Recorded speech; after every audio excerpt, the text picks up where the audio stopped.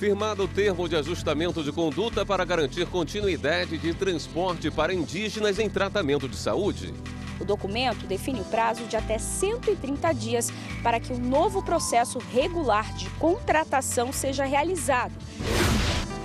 Ministério Público Federal confirma denúncia contra ex-senador Agripino Maia por manutenção de suposto funcionário fantasma.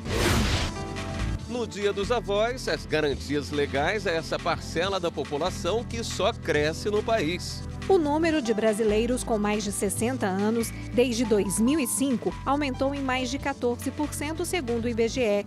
E a estimativa é que até 2030, esse percentual chegue a 18%. E na busca por soluções de interesse nacional, o Supremo fortalece relações institucionais. Mais de 3.000 projetos de leis tramitam aqui na Câmara dos Deputados e no Senado Federal. Desses, 317 são de interesse direto do Supremo.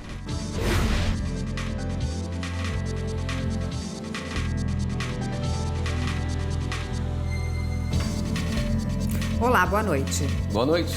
O Ministério Público Federal ratificou a denúncia contra o ex-senador José Agripino Maia e outras 2 pessoas por associação criminosa e peculato. Agripino é acusado de nomear e manter como secretário de seu gabinete em Brasília, entre março de 2009 e março de 2016, um funcionário fantasma. Essa nomeação teria durado 7 anos e causado um prejuízo de cerca de R$600 mil aos cofres públicos, segundo o MPF. A ação penal original tinha sido apresentada pela Procuradoria-Geral da República ao Supremo Tribunal Federal no final de 2018, quando Agripino ainda exercia o mandato no Senado. No entanto, como não é mais parlamentar, a denúncia foi enviada à primeira instância e ratificada pelo Procurador da República, Fernando Rocha. No processo que tramitará na Justiça Federal no Rio Grande do Norte, a Procuradoria pede uma indenização por danos morais coletivos em quantia equivalente ao dobro do valor desviado. Tentamos contato com o ex-senador, mas não tivemos resposta. O Ministério Público Federal firmou um termo de ajustamento de conduta para garantir a continuidade dos serviços de transporte para tratamento de saúde de indígenas.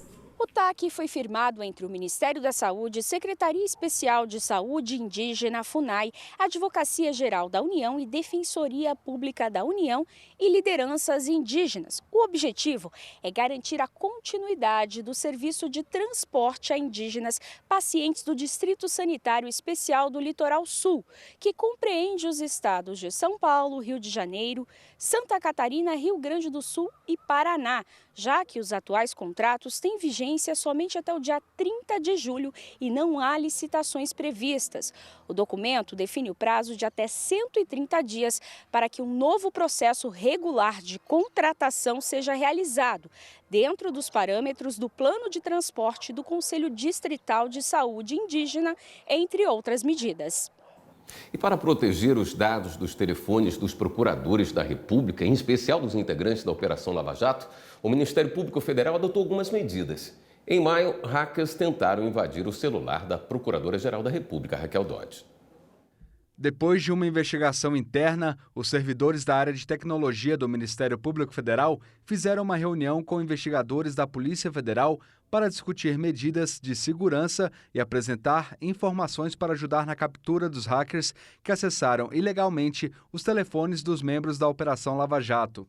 Os investigadores descobriram que, em maio, os criminosos também tentaram invadir o celular da Procuradora-Geral da República, Raquel Dodge, mas não conseguiram furar o bloqueio de segurança do aparelho. Por conta da gravidade dos fatos, a própria Procuradora-Geral pediu que a Polícia Federal abrisse um inquérito para identificar e punir os responsáveis pelos ataques. Entre as medidas adotadas para garantir a segurança, o Ministério Público Federal trocou as linhas telefônicas e iniciou ações de comunicação interna para que os usuários ativem a dupla verificação das contas. Também pediu que a operadora de telefonia desativasse o serviço de caixa postal de todos os telefones institucionais do MPF. E o Superior Tribunal de Justiça negou o pedido de um parque aquático para suspender recurso contra a condenação após acidente em um toboágua.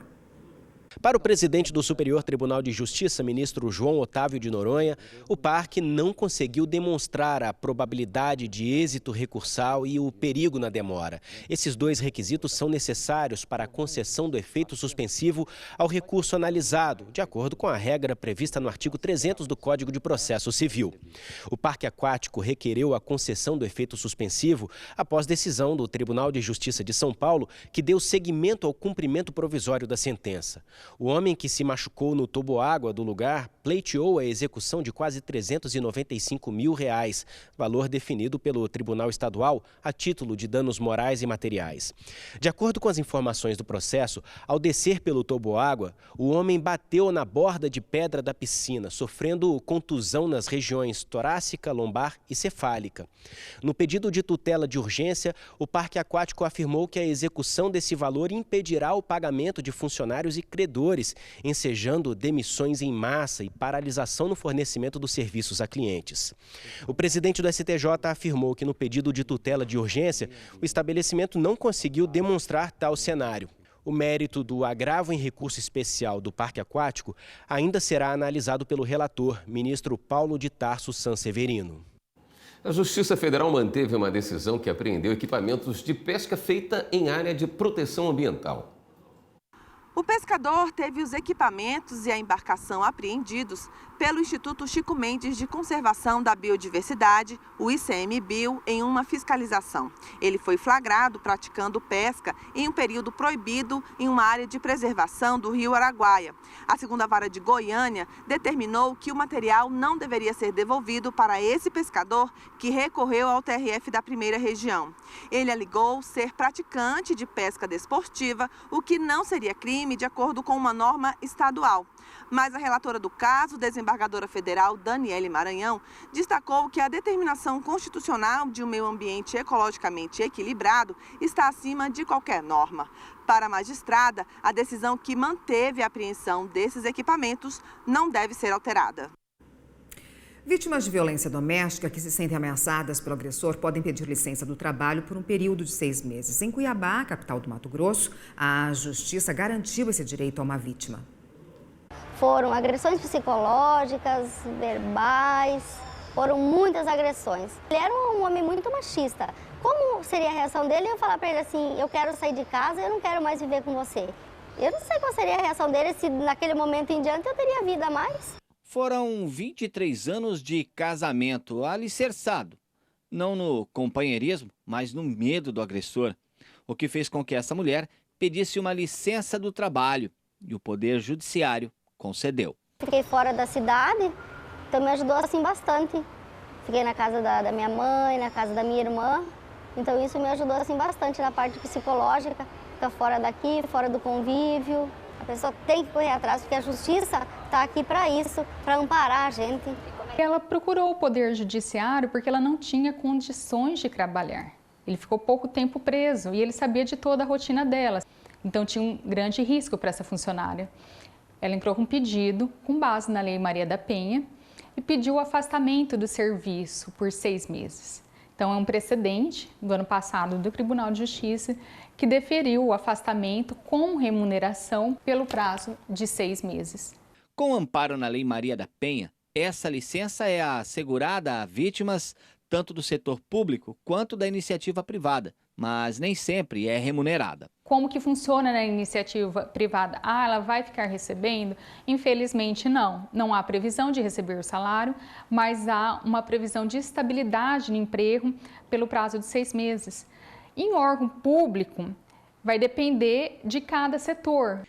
Independente disso, são 6 meses, 180 dias ou 4.320 horas que podem fazer a diferença entre um recomeço de vida ou um final trágico. Então dá um tempo para ela ajustar sua vida, escolher outro estabelecimento da mesma rede para trabalhar, mudar de endereço para ficar mais distante desse agressor e ele não ter conhecimento de todas as rotinas. A mulher que mostramos no início da reportagem recomeçou a vida.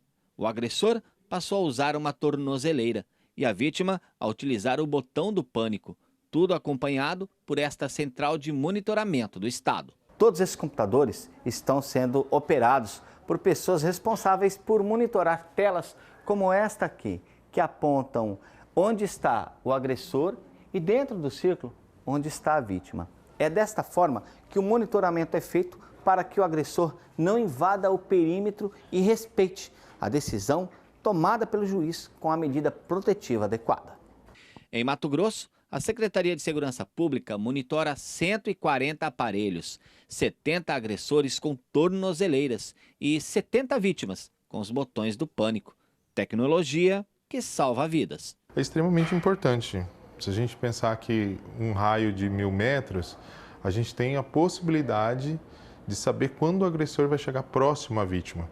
E aí ter a possibilidade de tomar uma atitude antes que aconteça uma agressão ou qualquer coisa desse tipo. Me mostrou 3 vezes que ele estava perto, então isso daí eu vi que realmente funciona.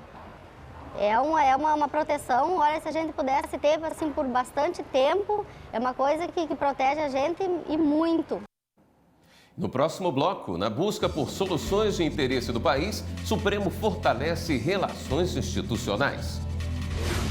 A ideia é fortalecer as instituições e ter uma pauta de âmbito nacional, não uma pauta partidária, uma pauta de governo, mas uma pauta de instituição.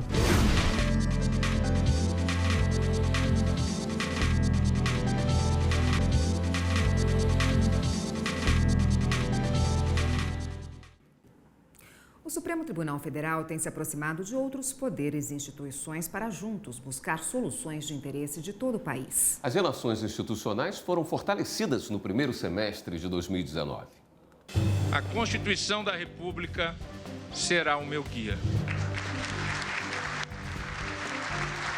A harmonia e o respeito mútuo entre os poderes da República são mandamentos constitucionais que nos submetem e submete ao próprio Supremo Tribunal Federal. Desde que tomou posse em setembro de 2018 como presidente do STF e do CNJ, o ministro Dias Toffoli traçou como prioridade o diálogo com os poderes executivo e legislativo, com outras instituições e organismos internacionais. Não somos mais nem menos que os outros poderes. Com eles e ao lado deles, harmoniosamente servimos ao povo e à nação brasileira. No primeiro semestre deste ano, a presidência da Corte realizou 550 audiências com representantes de diferentes setores.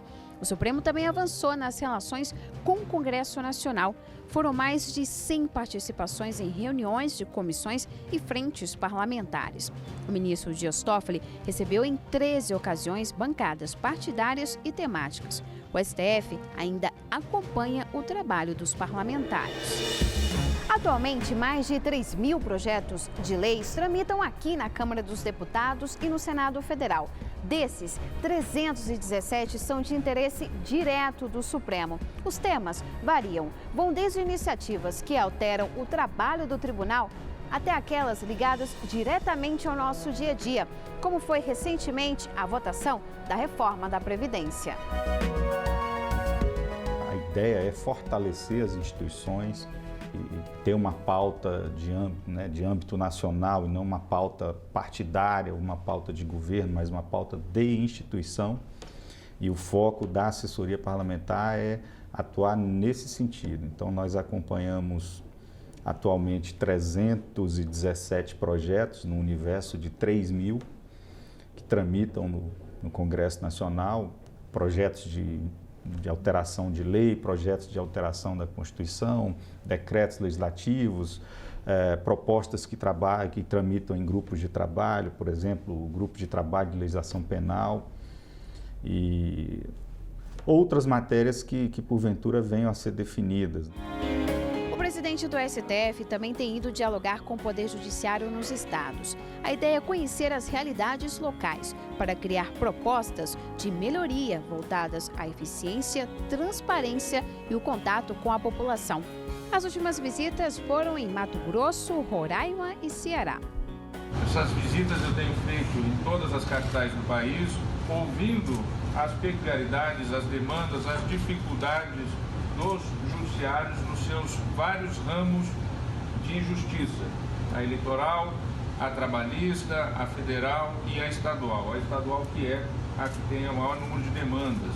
Mais de 70% dos processos são resolvidos e levados ao judiciário local, ao judiciário estadual. E estamos constatando em todos os ramos da justiça um trabalho muito grande na linha daquilo que tenho preconizado desde que assumi o Supremo Tribunal Federal e o Conselho Nacional de Justiça. Um judiciário mais eficiente, mais transparente e mais responsável com a sociedade e com o jurisdicionado. Esse tem sido o eixo do nosso trabalho no Supremo Tribunal Federal e no Conselho Nacional de Justiça.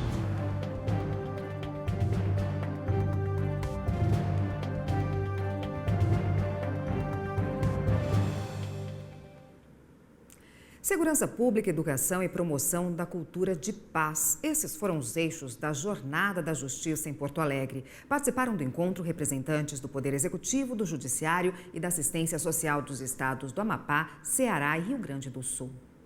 A vice-governadora do Ceará apresentou os resultados obtidos com o trabalho que é desenvolvido no estado cearense. A primeira experiência nossa foi exatamente num bairro que reconhecido pelos problemas de violência e de grandes conflitos de diversas naturezas, e as escolas da área que implementaram essas ações, elas têm sido exemplos, inclusive noticiadas com registros também na imprensa, inclusive, porque chama a atenção ali a postura, a dinâmica e a diferença de ambiente. O pioneiro da justiça restaurativa no Brasil, o desembargador gaúcho Leoberto Branquer, afirma que para ampliar o método é preciso investimentos. Os dados que a pesquisa trouxe de resultados concretos nas escolas são um testemunho, uma evidência disso. De que há resultados. O que esse projeto representa no contexto das políticas públicas? Um investimento do governo do estado na perspectiva de promover essas práticas, assim como o Tribunal do Rio Grande do Sul já decidiu investir nessas práticas. O delegado de polícia, Antônio Padilha, falou sobre o programa RS Seguro. Manter os jovens na escola reduz em 2% a taxa de homicídio. É poder ofertar o maior número possível de ações de prevenção, principalmente, que possam fazer a diferença na vida dessa meninada. Por exemplo, ações de cultura, ações de esporte e lazer, ações de empreendedorismo, para que essa meninada possa ter uma perspectiva e alternativas concretas de trabalho. São ações de diversas naturezas. Escolas que tenham interesse em trabalhar com a justiça restaurativa podem obter mais informações acessando o site Escola Mais Paz. Procurem levar isso à sua cidade, de algum modo o movimento está tomando forma, está tomando espaço e haverá pessoas perto de você que ajudarão a levar adiante. O portal do Tribunal Superior Eleitoral mudou de interface. Após a alteração, houve um aumento de 65% do número de acessos.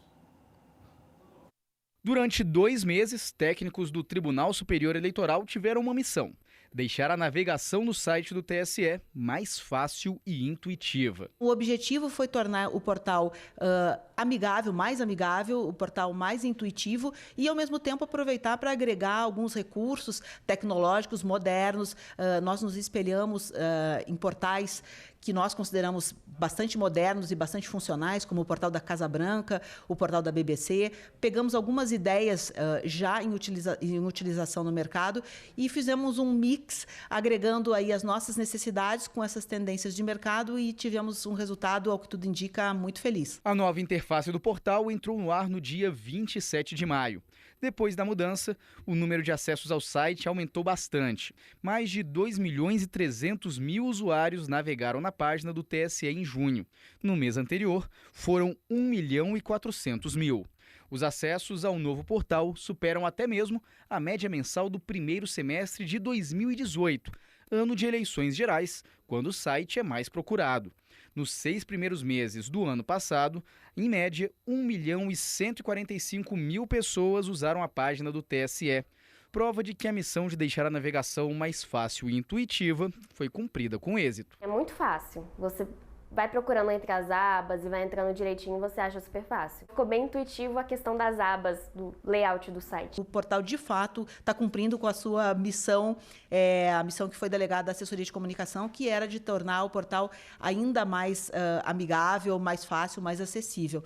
Queria destacar também que esse é um projeto que está sendo desenvolvido pela assessoria de comunicação, mas que não seria viável sem o apoio, sem a integração da Secretaria de Tecnologia de Informação, da nossa informática aqui da Justiça Eleitoral, que é quem, na prática, coloca as nossas ideias em execução e garante que os recursos estejam disponíveis para os usuários.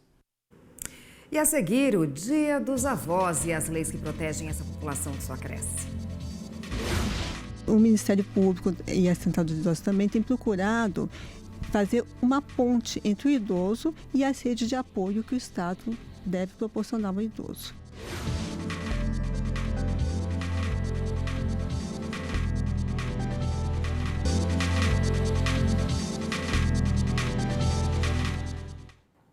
No Brasil, hoje, dia 26 de julho, é comemorado o Dia dos Avós. E tê-los por perto faz bem tanto para eles quanto para os netos. E esse relacionamento, entre outros fatores, como o avanço da medicina e a adoção de hábitos saudáveis, tem ajudado a aumentar a expectativa de vida da população. Eva é a típica vovó coruja. É ser mãe pela segunda vez, muito bom, porque a gente já teve os filhos da gente, né, e vem os netinhos, é melhor ainda cuidar mais dos netos do que dos filhos, né, que os filhos já cresceram, né, tão grande, né, muito bom. O convívio com os avós está crescendo no Brasil por conta da longevidade da população. As doenças que antes causavam uma mortalidade precoce desses pacientes, as doenças infecto-contagiosas, a gente vê uma diminuição. O que a gente vê predominando agora? As doenças crônico-degenerativas, né, que se fazem mais presentes e elas permitem que o paciente viva um pouquinho mais. Óbvio que associado a isso vem os cuidados que a pessoa tem que ter com ela mesma, que eu acho que isso que é o que promove um pouco mais essa longevidade. O número de brasileiros com mais de 60 anos, desde 2005, aumentou em mais de 14%, segundo o IBGE. E a estimativa é que até 2030 esse percentual chegue a 18%, o que corresponde a 41 milhões e 5 mil pessoas. Maurício faz parte dessa estatística. Ele tem 72 anos e conta que desde a juventude adotou hábitos saudáveis para garantir a qualidade de vida que tem agora.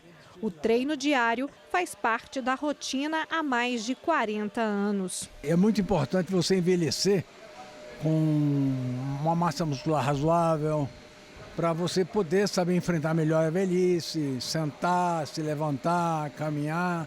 Eu recomendo todo mundo sempre fazer exercício. E com o aumento da população idosa no Brasil, muita coisa tem mudado. Um exemplo é o setor de serviços e o comércio. Olha só, essa academia aqui, por exemplo, tem um programa específico para pessoas com idade acima de 60 anos. Eu estou aqui com um dos professores, o Alisson. Fala um pouquinho pra gente. É um programa diferenciado, tem todo um cuidado específico, não é isso? Isso, Fernanda. A gente trabalha aqui com um cuidado bem especial, né, para esse público mais idoso, e a gente gosta de trabalhar de todas as formas para melhorar a qualidade de vida deles e eles tenham uma atenção mais especial. O direito à vida e à saúde é garantido pela Constituição Federal a todos os brasileiros. Outro direito assegurado, sancionado em 2003, foi o Estatuto do Idoso, que determina atendimento e estacionamento prioritário em comércio e hospitais, passe livre no transporte público, além de estipular punição para quem cometer violência contra pessoas com mais de 60 anos de idade. Para divulgar ainda mais esses direitos, o Ministério Público do Distrito Federal lançou este ano a Cartilha do Idoso. O Ministério Público e a Central dos Idosos também têm procurado fazer uma ponte entre o idoso e as redes de apoio que o Estado deve proporcionar ao idoso, para evitar também uma demanda judicial, que é sempre mais demorada. E agora vamos dar um giro na rede para saber das últimas notícias.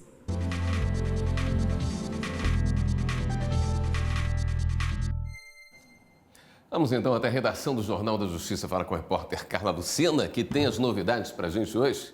Carla, boa noite.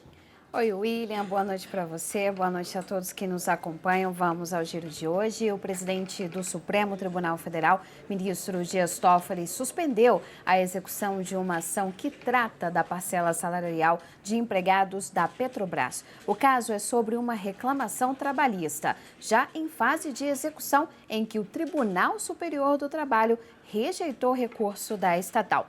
A Petrobras alega que está próxima de cumprir a decisão da Justiça do Trabalho antes que o Supremo analise a ação que tramita na Corte.